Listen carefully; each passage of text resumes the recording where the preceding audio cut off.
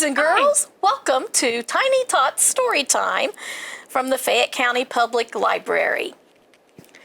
Our first story today is Inch by Inch. Now, one day a hungry robin saw an inchworm, green as an emerald, sitting on a twig. He was about to gobble him up. There he is. Here's the robin about to gobble him up. You know, birds like worms. Don't eat me. I am an inchworm. I am useful. I measure things. Is that so? Said the robin. Then measure my tail.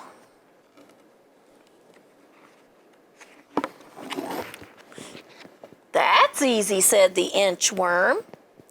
1, 2, 3, 4, 5 inches.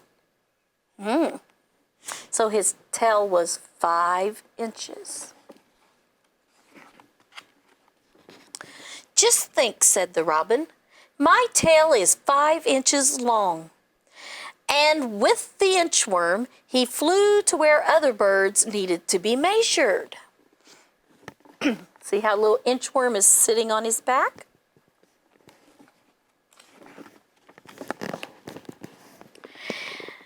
The inchworm measured the neck of the flamingo. Now, flamingo has long neck. Wonder how many inches that is. Not sure the story even tells us, but it would be a bunch. He measured the toucan's beak. Cute little inchworm. The legs of the heron. They're long. That would be a lot of inches.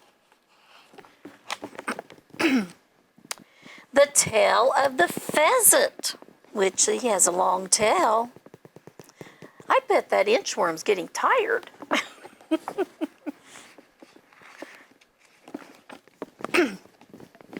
And the whole hummingbird, because hummingbirds are very small, so he measured the whole thing.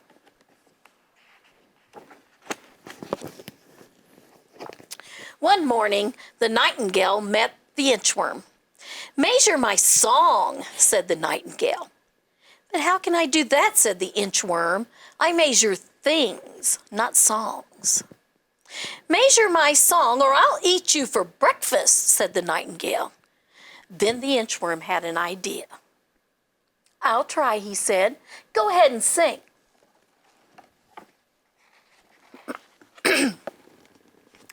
The nightingale sang, and the inchworm measured away. There he is, he's measuring.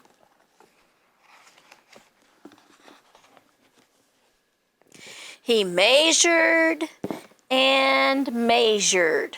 Can you find him on this page? Where is that inchworm? Do you see him anywhere? Oh, there he is, right down here in the corner.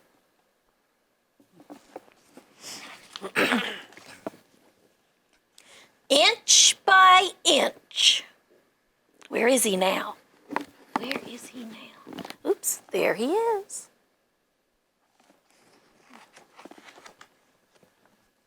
Until he inched out of sight. Ooh, that was a good idea. Remember, the nightingale said he would eat him for breakfast. So he measured his song and just kept going. And now the nightingale can't find him.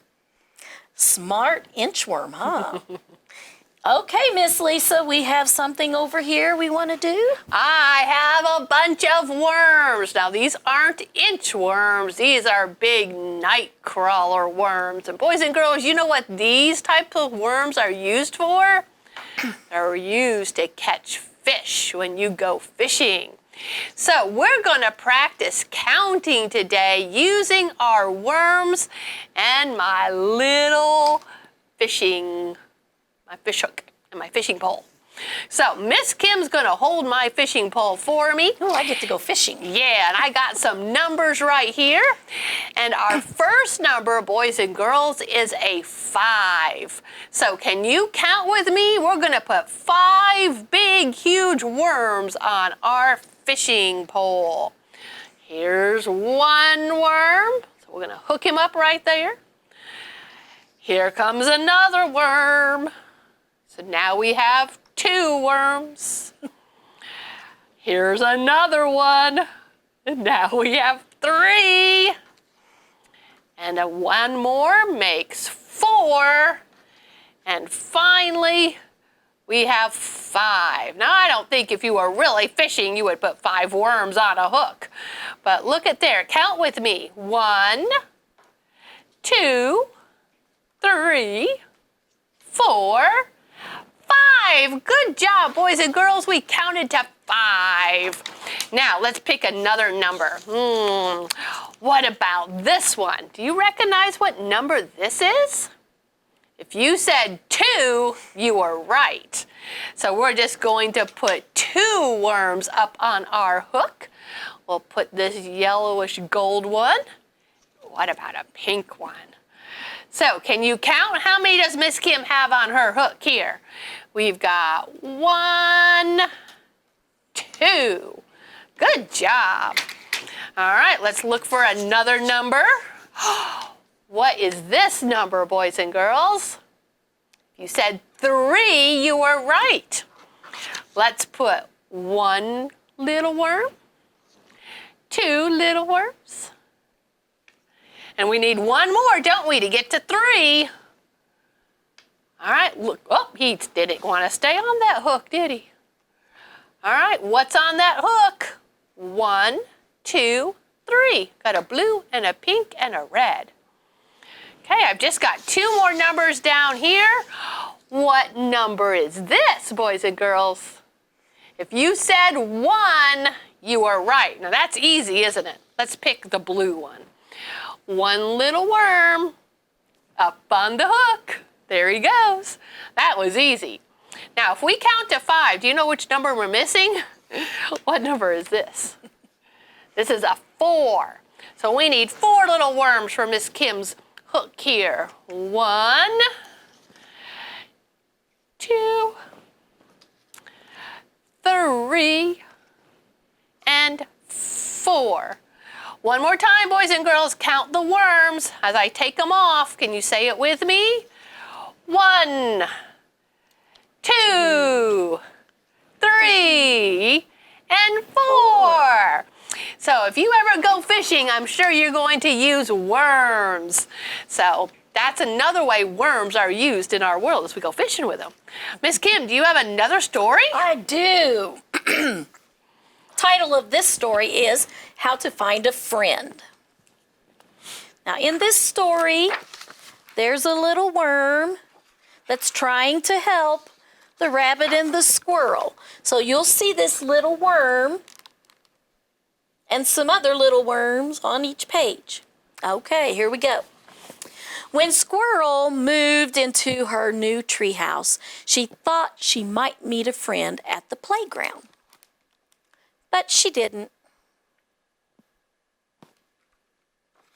And then the worm's down here, and it says, psst, psst, psst, I'll help Squirrel find a friend.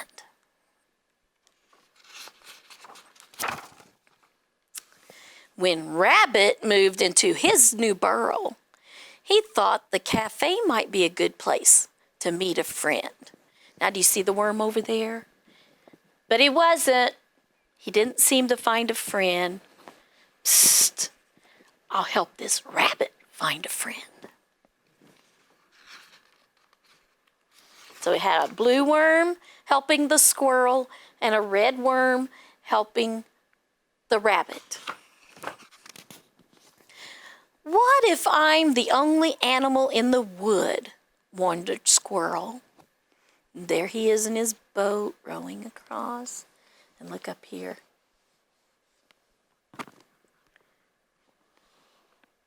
But he's not, the worm said.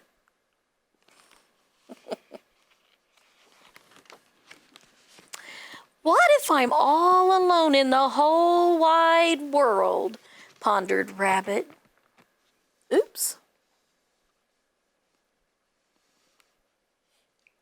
There's the little worm. He says, as if.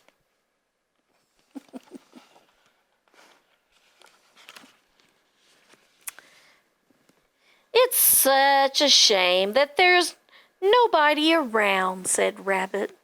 Here's Rabbit down here at the river or the creek, whichever it might be, getting water, and right up here on the hill is that squirrel, and he doesn't even realize he's around. I wish I could just bump into someone, thought Squirrel.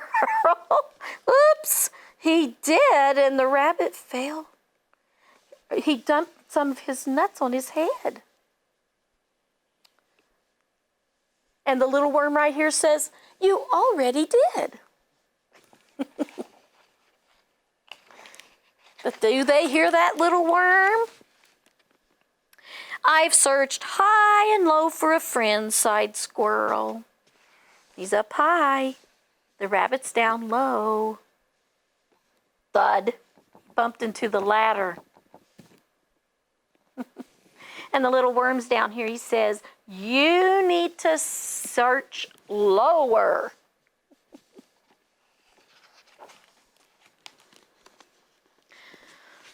Arg.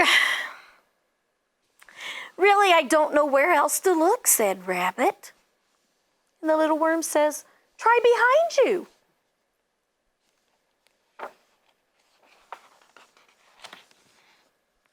Maybe I'm never going to find a friend, sighed Rabbit. Never say never. Shall I resign myself to be a lonesome squirrel? Asked Squirrel. Down here, look. He says, huh? And the little worm points down there. He says, lonesome? Right there's a friend. At least I have my books for company, said Squirrel. Well, books can be good company, I believe that. But not as good as someone else. How about, this little worm says, how about a rabbit for company?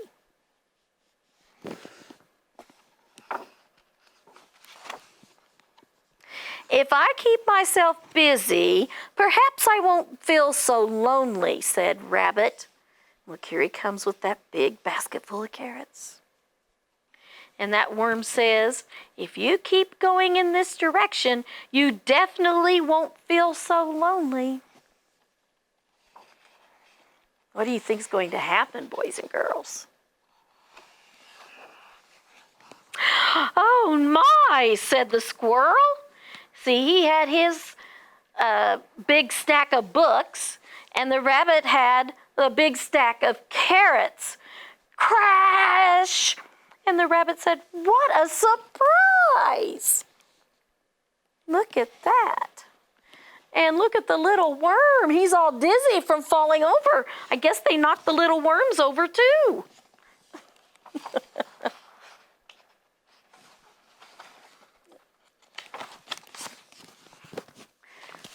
How come I never saw you before? Asked Squirrel. That's just what I was going to say, Rabbit replied. And the little worms are talking down here. If only they'd listened to us. And the little blue, perhaps they don't speak bug. That's a cute story, isn't it? How to find a friend. I think you have to look all around. I think that's the answer. Just look all around. Well, that's all for today, boys and girls. We hope you had fun with us. Bye-bye. Bye-bye.